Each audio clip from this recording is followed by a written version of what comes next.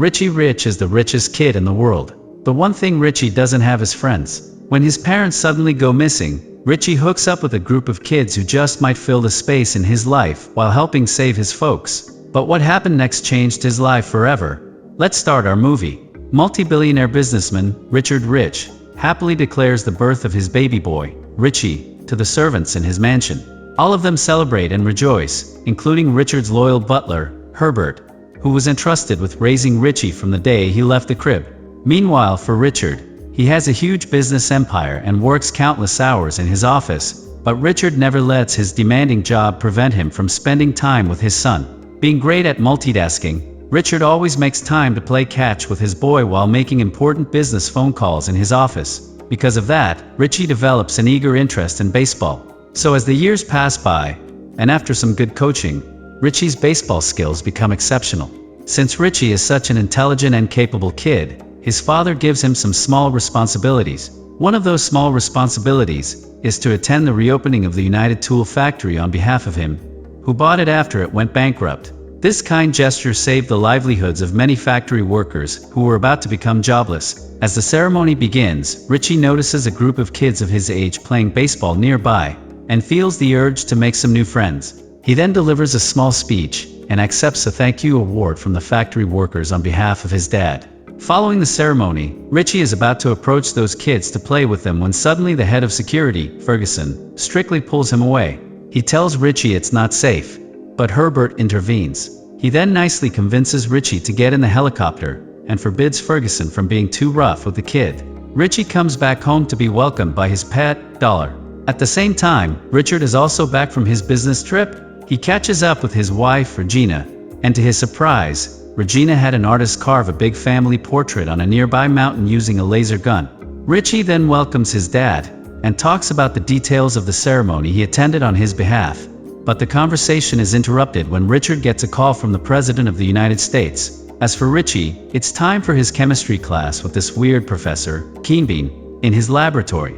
Keenbean is working on some new inventions, the latest of which is a big machine called the reorganizer. Keenbean shows him his other mind-blowing inventions like the strong adhesive that can glue any object whatsoever, even a human being. There is also a solution that can make any fabric or clothes bulletproof. Moreover, there's also a robotic bee that can pollinate flowers better than any actual bee. As Richie takes it for a test flight, he has it fly near Herbert to poke fun at him. Mistaking the poor robotic bee for a fly, Herbert kills it immediately. Since millions of dollars have been spent to invent this bee, Keenbean gets mad at Richie and chases him throughout the lab. At night, an unexpected guest, Lawrence, arrives to grace the Rich family with his presence. Aside from being an arrogant dude, Lawrence is Richard's biggest partner in the company. While he has dinner with Richard, Richie sits alone at the other side of the table. He doesn't like Lawrence, and neither does his mother. However, since this is a business meeting, she has to have dinner with this unbearable and annoying guest and deal with him. As the adults start talking about business, Lawrence points out that the generous donations and charity work cost the company $1 billion. So for this reason, he suggests that they stop giving away their money. Meanwhile, Richard loves to use his money to help those in need, so he rejects Lawrence's ideas. He also clarifies that the reason he bought out the United Tool factory is to save the livelihoods of its workers. To this, Lawrence suggests getting rid of this factory since it's a dead weight and won't be generating any income for the company. Richard finds this a good idea, but instead of selling the factory, he decides to supply it with modern tools, and then give it away to the workers free of charge. This puts more salt into Lawrence's wounds. Keenbean suddenly walks in to introduce his new invention. It's a small machine called the Smell Master, and it can smell and identify any object by recognizing its scent. While Lawrence rolls his eyes, Richard is excited by the new and novel machine that he has his son try it out. Surprisingly, the small machine identifies the smell of the drink Lawrence is having and recognizes it as wine. Lawrence passionately hates any of Keenbean's inventions. He calls them toys and excuses himself to leave. As Richard and Regina see him out, Lawrence suggests that Richard enhance his security system. Richard says there's no need for that, as all of the family's wealth is safely locked in a big secret vault. Hearing these words, wealth and vault, Lawrence becomes curious about where this vault is and what's in it. And as he leaves, it becomes clear from his big evil head that he has some bad intentions. In the next morning, Richie wakes up and puts his smart clothes on. He then activates his GPS computer, which he calls the dad link, and through this computer, Richie can discover the location of his dad wherever he is around the globe. It happens that Richard is at the White House. When Richie calls him, he interrupts his father's meeting with the president only to ask about a pimple that appeared on his face. Since this is not the time to talk about pimples, Richard tells his son that he'll talk about this some other time. Richie then goes to his private school. Unlike normal kids, Richie and the other rich kids like him study how big companies work and how to organize finances. They even study market shares and profits. Richie decides to stop discussing about money and business. He wants to bond with his two best friends, Reynolds and Ellsworth. So he asks them to come over to his house so they can all play, have some fun, and hang out just like normal kids. But neither Reynolds nor Ellsworth want to join him since they also have better plans and busy business schedules of their own. Following his day at school, Herbert tells Richie about his schedule for the weekend, as it turns out that Richie is going to England to meet the Queen along with his parents. However, Richie is not interested in this. He only wants some friends to hang out with. And since his Latin class has been cancelled, Richie heads to the United Tool Factory, where he meets up with the group of kids he saw earlier. Richie asks them if he can join them for a game of baseball, but the kids don't like Richie. They all say no, thinking Richie is just another spoiled brat who can't hit a beach ball. However, they all change their minds when Richie proposes a bet. On his first try, Richie sucks and fails miserably, and all the kids laugh at him. However, when a girl, Gloria, throws the ball the second time, Richie hits it and breaks the factory window to win the bet. Herbert is happy for this victory, while Richie invites the kids to play with him at the mansion. However, they are not interested. Gloria orders the dude, Pee-wee, to give Richie the bet since he won. Upset about the loss, Gloria tells Richie to take the money and leave. She calls him an outsider and tells him the factory backyard is not the place for him to play baseball. Being sad, Richie leaves without taking the money. During the weekend, the rich family is going to travel to England to meet the Queen. While the plane is being loaded with luggage along with the Queen's gifts, Ferguson plants a red box while pretending to be doing a security check. Regina discovers that one of the gifts is the Smell Master. This comes as a bit of a surprise and weird to her because the Smell Master is too valuable to give away. But Richard brushes it off.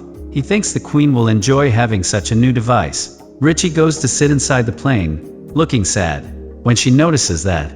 Regina asks what's bothering her beloved king. Herbert informs her about how her son tried to make some friends and failed at it. For this reason, Herbert suggests that Richie stay with him since he knows how to cheer him up. And he adds that Richie finds business-related stuff boring. Regina finds this suggestion brilliant.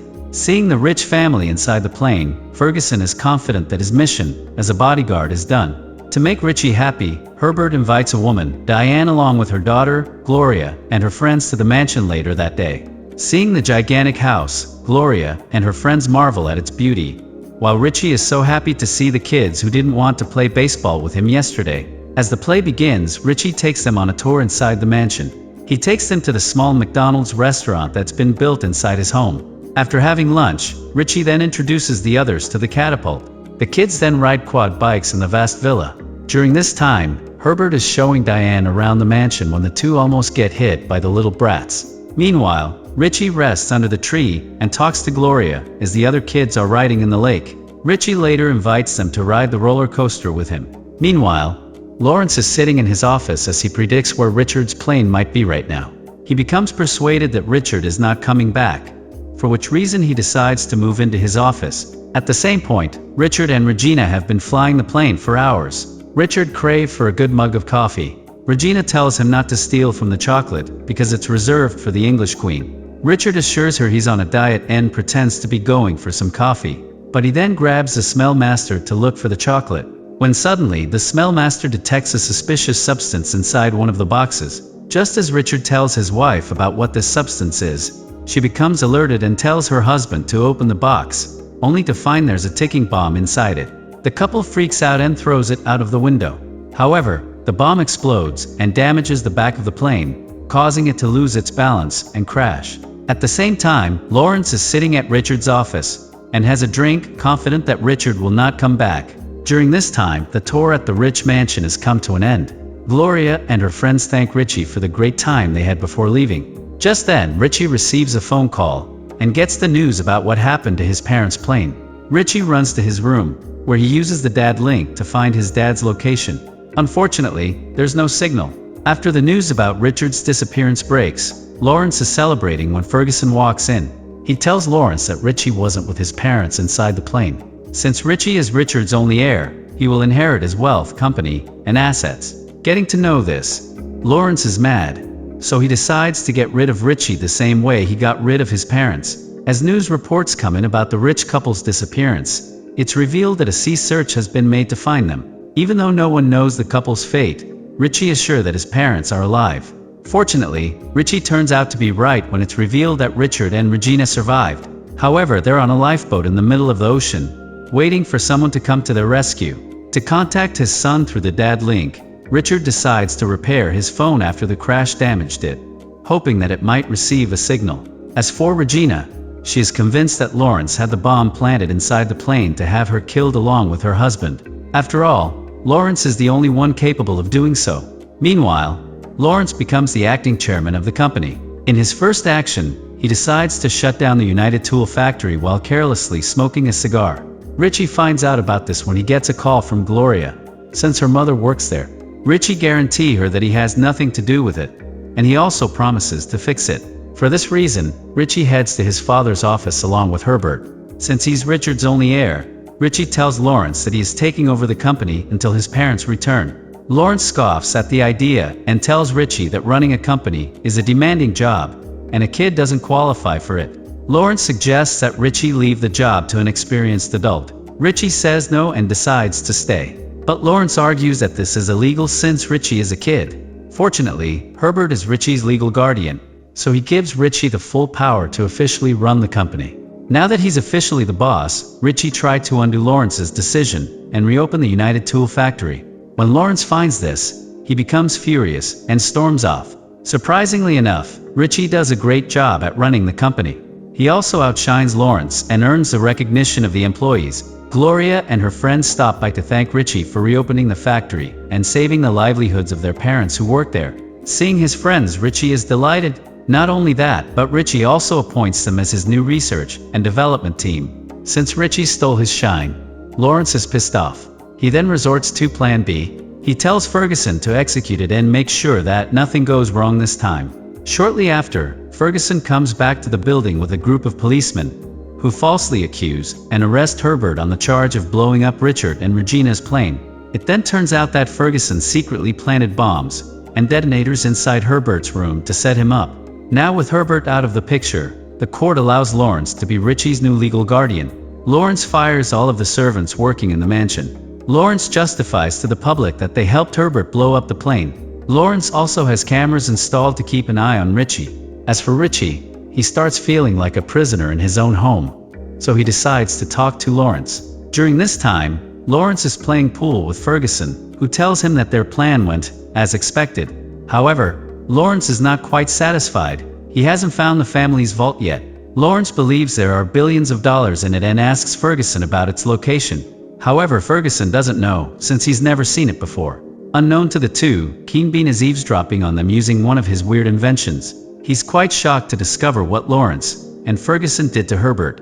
He brings Richie to the lab to reveal to him everything. To break Herbert out of prison, Keen Bean introduces Richie to an acid that can melt almost anything, including prison bars. The next day, Richie goes to the prison dressed like a normal kid for the first time in his life, claiming that Herbert is his uncle.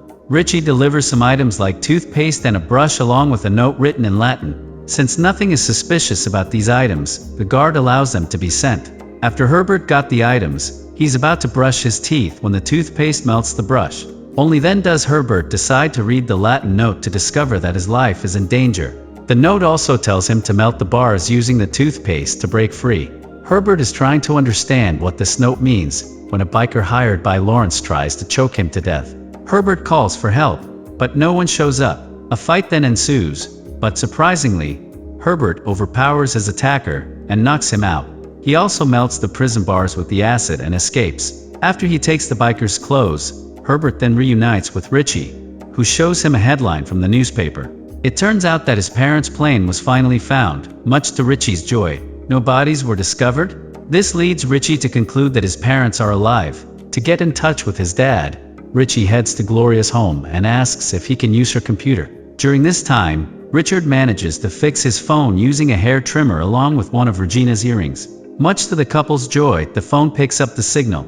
The two then decide to get dressed, knowing that they'll soon be rescued. Interestingly enough, Richie knows how to hack through Gloria's computer. He manages to hack into the Dad Link computer at the mansion and power it up. However, one of Lawrence's guys observed what's happening. As they interrogate Keen Bean about the vault's location, Lawrence and Ferguson learn about what Richie is doing. Richie sees his parents' signal on the GPS and discovers that they are still alive. But before Richie can figure out their exact location, Ferguson disconnects the Dad Link in the mansion.